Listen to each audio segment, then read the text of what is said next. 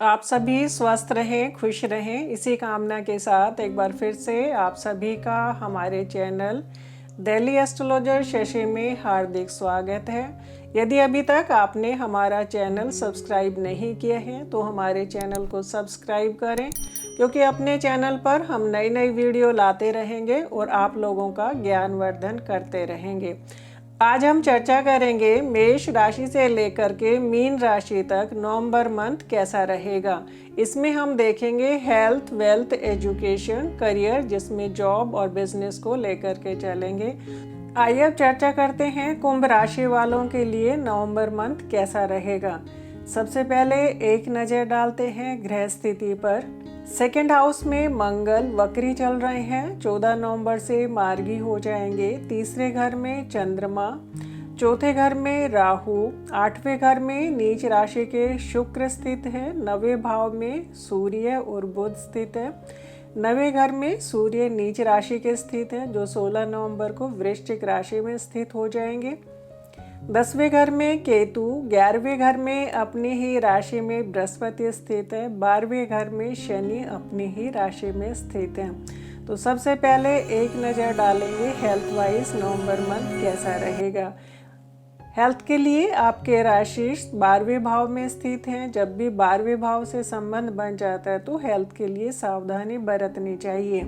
अपनी राशि में है, स्वास्थ्य संबंधी कोई परेशानी होगी तो ठीक जल्दी हो जाते हैं, लेकिन कुछ ना कुछ परेशानी दे ही जाते हैं। तो इस समय पर सेकंड हाउस को आँखों के लिए भी देखा जाता है और दांतों के लिए भी देखा जाता है, तो अपनी आँख और दांतों का ध्यान रख करके चलें। चर्चा कर लेते हैं धन के लिए ये मंथ कैसा रहेगा। धन के लिए ये मंथ बहुत ही अच्छा रहने वाला है, क्योंकि आपके लाभेश अपने ही भाव में स्थित हैं। अपने भाव में स्थित होकर के लाभ भाव को बल प्रदान कर रहे हैं, तथा यहाँ से आपके 5वें भाव को देख रहे हैं। 5वां भाव भी लक्ष्मी स्थान कहलाता है और आपके 9वें भाव में सूर्य और बुध स्थित है। बुध आपके पंचमेश भी हैं, तो इस समय पर धन के लिए ये मंथ बहुत ही अच्छा जाने वाला है, क्योंकि आपके कर्मेश जो कि मंगल है आपके सेकंड हाउस में स्थित है और सेकंड भाव के स्वामी आपके 11वें भाव में स्थित है।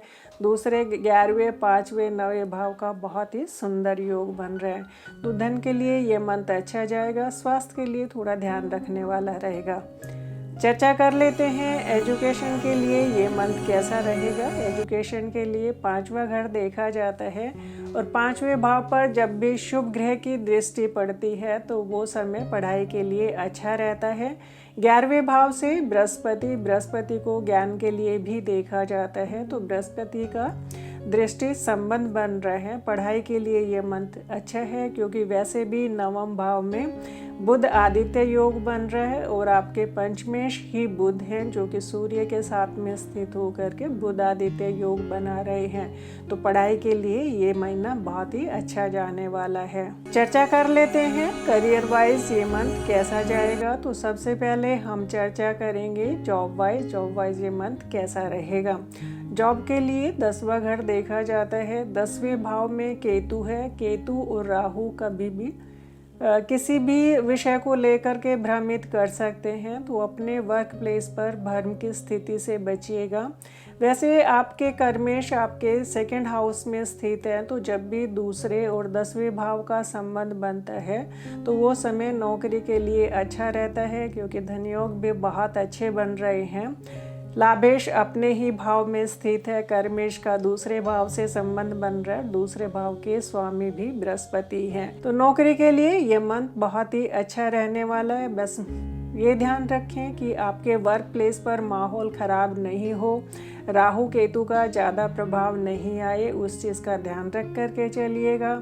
14 नवंबर तक थोड़ा ध्यान रखने की आवश्यकता है, क्योंकि आपके मंगल रेट्रोगेट चल रहे हैं, जो कि 14 नवंबर के बाद में मार्गी हो जाएंगे। तो सेकंड हाउस हमारा वाणी के लिए देखा जाता है और 12वें घर से शनि दृष्टि संबंध बना रहे, तो इस समय पर हमें अपनी वाणी पर संयम रख करके चलना चाहिए। कई बार देखने में आता है कि योग अच्छे हैं, लेकिन वाणी में कटुता होती है, तो हम कहीं ना कहीं अपने बने हुए काम भी बिगाड़ जाते हैं। वाणी पर संयम रखेंगे तो ये आपकी नौकरी के लिए अच्छा रहेगा। चर्चा कर लेते हैं बिजनेस के लिए ये मंथ कैसा रहेगा। बिजनेस के लिए 7वां घर देखा जाता है। 7वें घर के स्वामी आपके भाग्य भाव में स्थित है, तो इस समय पर आपको भाग्य का साथ मिल रहा है। और भाग्य शुक्र 16 नवंबर को अपनी ही राशि में स्थित हो जाएंगे, तो बिजनेस के लिए भी ये मंथ अच्छा ही रहने वाला है, क्योंकि आपके लाभेश 11वें भाव में स्थित होकर के आपके 7वें भाव से दृष्टि संबंध बना रहे हैं। तो इस समय पर आपके कर्मेश जो कि मंगल है, आपके प्राकर्मेश भी है, आपके प्राकर्म भाव के स्वामी मंगल भी आपके सप्तमेश से संबंध बना रहे हैं। तो इस समय पर आपके द्वारा किया गया पराक्रम आपके बिजनेस में एक नया निखार लाएगा, एक नई पहचान दिलाएगा। बस थोड़ा वाणी पर संयम रख कर के चलेंगे तो हर तरीके से ये मंथ अच्छा रहेगा। भागदौड़ पर थोड़ा सा कंट्रोल कर के चलें, क्योंकि आपके राशि 12वें भाव में स्थित हैं और वैसे भी आपकी 7.5 भी चल रही है। तो जब भी 7.5 चलती है हमें परिणाम थोड़े कम मिलते हैं, भाग दौड़ थोड़ी सी ज़्यादा करनी पड़ती है। तो इस समय पर वैसे नवंबर मंथ हर तरीके से आपका अच्छा ही जाने वाला है, चिंता करने की आवश्यकता नहीं है। वैसे तो पूरे परिणाम के लिए हमें जन्म कुंडली में बनने वाले योग और योग को फलित करने वाली दशा, सभी चीज़ों का विश्लेषण करने की आवश्यकता रहती है। लेकिन अभी हम गोचर से बात करें, चंद्र राशि से लेकर के चल रहे हैं, तो गोचर आपका अच्छा है। आइए अब देखते हैं मीन राशि वालों के लिए नवंबर मंथ कैसा जाएगा। एक नज़र डाल लेते हैं ग्रह स्थिति पर। राशि भाव में मंगल वक्री चल रहे हैं, 14 नवंबर को मार्गी हो जाएंगे। 2nd हाउस में चंद्रमा, 3rd हाउस में राहु, 7th हाउस में शुक्र नीच राशि के हैं, 8th हाउस में सूर्य और बुध हैं। सूर्य यहाँ पर नीच राशि के हैं। 9वें भाव में केतु, 10th हाउस में जुपिटर अपनी ही राशि में स्थित है, 11th हाउस में शनि अपनी ही राशि में स्थित है। तो सबसे पहले हम चर्चा करेंगे कि हेल्थ वाइज ये मंथ कैसा रहेगा। जब भी राशिश अपनी ही भाव में स्थित होते हैं तो हेल्थ वाइज वो मंथ अच्छा ही जाता है। बस मंगल लग्न में स्थित है। मंगल के जब भी बात करें, गुस्से पर थोड़ा कंट्रोल रखिएगा। मंगल को ब्लड के लिए देखा जाता है और इस समय पर जो आपके षष्ठी 8वें भाव में स्थित है, मंगल के दृष्टि संबंध भी बन रहा है। और सूर्य को हार्ट के लिए देखा जाता है। तो यदि हार्ट पेशेंट है या बीपी या शुगर से संबंधित कोई बीमारी है तो इस मंथ में थोड़ी सावधानी बरतने वाला ये पीरियड रहेगा। वैसे राशिश अपने ही भाव में स्थित है तो चिंता करने की आवश्यकता नहीं है, हाँ सावधानी बरतने की आवश्यकता है। चर्चा कर लेते हैं धन के लिए ये मंथ कैसा रहेगा। मीन राशि वालों का धन के लिए ये मंथ बहुत ही अच्छा रहने वाला है, क्योंकि धनेश मंगल आपके राशि भाव में स्थित है। जब भी राशि भाव का दूसरे भाव से संबंध हो जाता है और तो धन के लिए अच्छा योग कहलाता है। वैसे भी मंगल आपके दूसरे और 9वें भाव के स्वामी होकर के राशि भाव में स्थित है, तो धन के लिए ये मंथ अच्छा जाएगा, क्योंकि लाभेश अपने ही भाव में स्थित होकर के 2nd लॉर्ड मंगल से दृष्टि संबंध भी बना रहे हैं। 11वें भाव में स्थित होकर के शनि आपके 5वें भाव को भी देख रहे हैं, तो दूसरे 5वें 9वें 11वें भाव का बहुत ही सुंदर योग बन रहा है।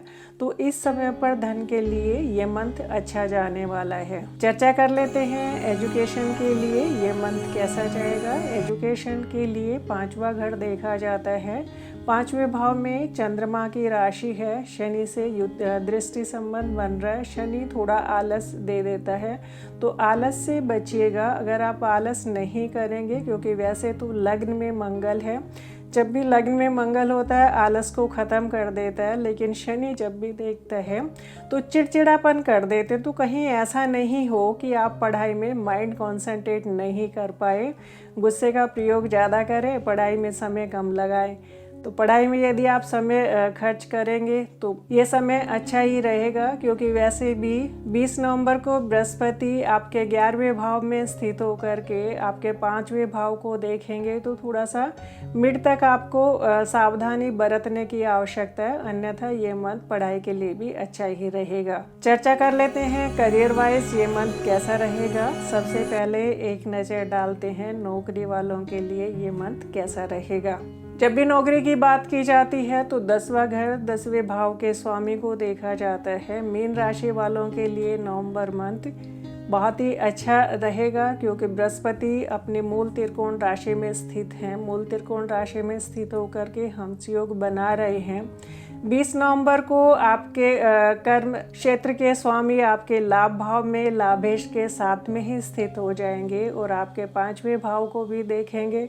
तो नौकरी वालों के लिए ये मंथ बहुत अच्छा रहेगा। जब भी 10वें 11वें भाव का संबंध बनता है, तो यदि किसी जातक के पास नौकरी नहीं है या इस समय पर वे नौकरी प्राप्ति के लिए प्रयासरत है, तो नौकरी प्राप्ति का भी ये योग बनाता है। तो यदि नौकरी नहीं है तो इस मंथ में कोशिश करिएगा, नौकरी मिल जाएगी। और जिन जातकों के पास नौकरी है और उनकी प्रमोशन यदि ड्यू थी और कुछ ना कुछ कारण बन रहे थे कि प्रमोशन नहीं मिल पा रही थी, तो ये मंथ आपको खुशखबरी देने वाला भी रहेगा। चर्चा कर लेते हैं बिजनेस के लिए ये मंथ कैसा रहेगा। बिजनेस के लिए 7वां घर देखा जाता है। 7वें भाव के स्वामी बुध 8वें भाव में स्थित है और 8वें भाव के स्वामी शुक्र 7वें भाव में स्थित है। तो जब भी 7वें और 8वें भाव का संबंध हो जाता है, तो यदि कोई हम नई इन्वेस्टमेंट करते हैं तो उसमें हमें थोड़ा पेशेंस रख करके चलना चाहिए।